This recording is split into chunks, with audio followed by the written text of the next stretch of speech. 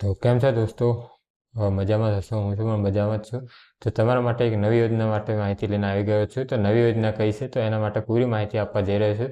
તો હજુ સુધી તમે મારી ચેનલ સબસ્ક્રાઈબ નહીં કરી તો પ્લીઝ સબસ્ક્રાઈબ કરી લેજો. આજની યોજના મસ્ત મજાની છે અને જાણવા યોગ્ય છે અને તમારે ઉપયોગી પણ છે. તો આજની યોજનાનું નામ છે જે ખેડૂતો માટે કીટની સહાય મળે છે સરકાર દ્વારા, જ્યાં મકાઈ અને શાકભાજી અને ખાતર મળે છે DAP. તો એની ઓનલાઈન અરજી જે કરવાની છે એ ઓનલાઈન અરજી સ્ટાર્ટ થઈ શકી છે અને ઓનલાઈન અરજી કરવાનો સમય પણ આવી ગયો છે. તો અત્યારે ઓનલાઈન અરજી ચાલુ છે, તો તમે નજીકના CSC પર જઈને ફોર્મ ભરી શકશો અને અથવા તો ગ્રામ પંચાયતમાં જઈને પણ ભરી શકશો. તો એની પૂરી ડિટેલ બતાવવા જઈ રહ્યો છું. તો પૂરી માહિતી ધ્યાનથી જોજો અને એના માટે શું શું ડોક્યુમેન્ટ જોશે તો એના માટે પણ વિગતવાર અહીં તમે જોઈ લેજો. હવે સાઈડમાં હું લખી દઉં છું કે કયા કયા ડોક્યુમેન્ટ જોશે, તો એને બોલી પણ જાઉં છું. તો સૌથી પહેલાં તમારે જાતિનો દાખલો જોશે. જાતિનો દાખલો હોવો જોઈએ તમારા આદિવાસી માટે અને ખેડૂતો માટે. એના પછી તમારે રેશન કાર્ડ જોઈશે ફરજિયાત, અને 7/12 આની નકલ પણ જોઈશે, અને આધાર કાર્ડ પણ જોઈશે, અને એક પાસપોર્ટ સાઇઝનો ફોટો જોઈશે. આટલું તમારે લઈને જવાનું છે તમારા CSC સેન્ટરમાં. અને જે લોકોને ઓનલાઈન ફોર્મ ભરતા આવડતું હોય તો તે ઓનલાઈન પણ ફોર્મ ભરી શકે છે. એની લિંક મેં ડિસ્ક્રિપ્શનમાં આપેલી છે, વેબસાઇટની લિંક. ત્યાં જઈને તમે ઓનલાઈન ફોર્મ ભરી શકશો. અને હું મારા મોબાઈલની સ્ક્રીન પર પણ એક ફોર્મ ભરીને બતાવવાનો છું. તો એ ફોર્મ તમે કઈ રીતે ભરવાનું છે એ પણ બતાવવાનું છું. તો વિડીયોને પૂરો ધ્યાનથી જોજો તો તમને ખ્યાલ આવશે કે કઈ રીતે ફોર્મ ભરવાનું છે. બરાબર છે? અને ફ્રેન્ડ, તમને બતાવી દઉં કે મારી ચેનલ સબસ્ક્રાઈબ નથી કરી હોય તો સબસ્ક્રાઈબ કરી લેજો, કારણ કે હું તમારા માટે આવી નવી માહિતી સરકારી યોજના વિશે કે જોબ રિલેટેડ અને સરકારી યોજના કોઈ નવી આવી હોય, ટૂલ કિટ અને ઘણી બધી સરકારી યોજના વિશે માહિતી આપતો રહું છું. તો એને સચોટ માહિતી તમને ટાઈમથી ટાઈમ મળતી રહે, તો એના માટે મારી ચેનલ સબસ્ક્રાઈબ કરી લેશો તો તમને ટાઈમથી ટાઈમ યોજના વિશે માહિતી મળશે. આજની યોજના કેવી રીતે તમને માહિતી મળી ગઈ કે યોજના અત્યારે કીટ જે છે એ કીટના ફોર્મ ભરવાના સ્ટાર્ટ થઈ શક્યા છે, તો એની માહિતી તમને મળી ગઈ. આવી જ રીતે તમને બીજી યોજના વિશે પણ માહિતી મળી જશે. તો પ્લીઝ નીચે આપેલું સબસ્ક્રાઈબરનું બટન છે એને પણ ક્લિક કરી દેજો, અને મારી ચેનલને બેલ બટન દબાવીને ક્લિક કરીને ઓકે કરી દેજો, કારણ કે આવા વિડીયો તમને મળતા રહેશે. તો હું તમને અત્યારે મારી મોબાઈલના સ્ક્રીન પર લઈને ફોર્મ પર કઈ રીતે ભરવાનું છે તે બતાવું છું. ડોક્યુમેન્ટ તમે જાણી ગયા હશો, ડોક્યુમેન્ટ મેન્શન કરી દીધા છે, અને એ ડોક્યુમેન્ટ લઈને તમારે CSC સેન્ટર પર પહોંચી જવાનું છે, અથવા તો ગ્રામ પંચાયત પર પહોંચી જજો. ત્યાં પણ તમારે ભરી લેવાશે અને અમને પણ કોન્ટેક્ટ કરી શકો છો ફ્રેન્ડ. ઠીક છે? તો અત્યારે હું તમને સ્ક્રીન પર બતાવી દઉં ઓફિશિયલ વેબસાઇટ, એની લિંક ડિસ્ક્રિપ્શનમાં આપેલી છે. ત્યાં જઈને પૂરી પ્રોસેસ તમે કરી શકો છો. તો વિડીયો કેવો લાગ્યો કોમેન્ટમાં જરૂર બતાવજો મને. ત્યાં સુધી સ્ક્રીન પર તમે ઓનલાઈન ફોર્મ ભરવાનું શીખી જાઓ.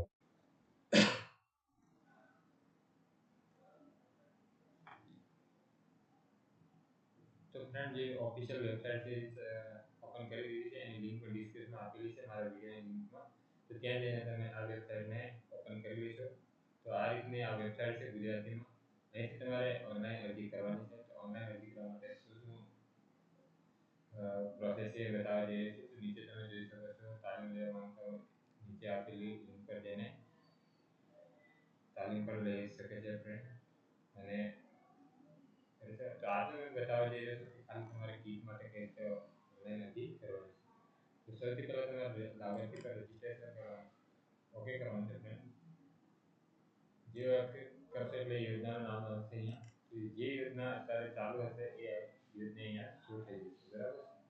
તો આ યોજના અત્યારે 2 યોજના ચાલુ છે, તો આ યોજના માટે એપ્લાય કરવાનું છે. તો અહીં તમારે રેશન કાર્ડનું નામ લખવાનું છે ફ્રેન્ડ.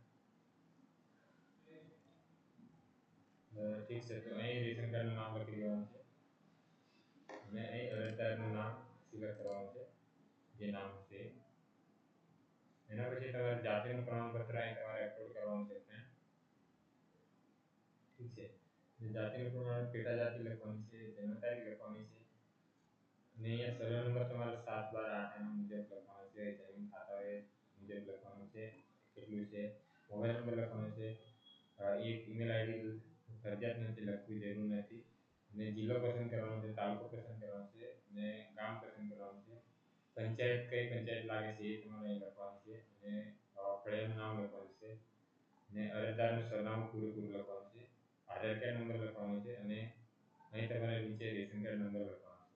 એના પછી તમારે અરજદારનો ફોટો અહીં સબમિટ કરવાનો છે અને અહીં તમારે અરજદાર રેશન કાર્ડની એક પીડીએફ ડાઉનલોડ અપલોડ કરવાની છે, સાબાની નકલ અપલોડ કરવાની છે, આધાર કાર્ડની નકલ અપલોડ કરવાની છે, પીડીએફમાં કરીને અપલોડ કરવાની છે. બીપીએલનો દાખલો હશે તો બીપીએલનો દાખલો અહીં તમારે અપલોડ કરવાનો છે. બરાબર છે. તો આટલા ડોક્યુમેન્ટ તમારે જોઈશે ફ્રેન્ડ કે 1 2 3 4 5 તો આટલા ડોક્યુમેન્ટ લઈને તમે જઈ શકો અને ફોર્મ કે અહીંથી તમે સબમિટ કરી દેવાનું છે. તો આ રીતે તમે ઓનલાઈન અરજી કરી શકો છો. અને જે લોકોને ઓનલાઈન અરજી કરતા નથી આવડતું તો પ્લીઝ એ લોકોએ સીએસસી સેન્ટર પર પહોંચી જાય અને વધારે માથાકૂટ કંઈ નહીં કરવાની અને ત્યાં સીએસસી પર જઈને તમે આરામથી કરી શકશો. ઠીક છે. તો અહીં તમે જોઈ શકો તો કેટલાનો ફોટો રાખવાનો છે એ બધી માહિતી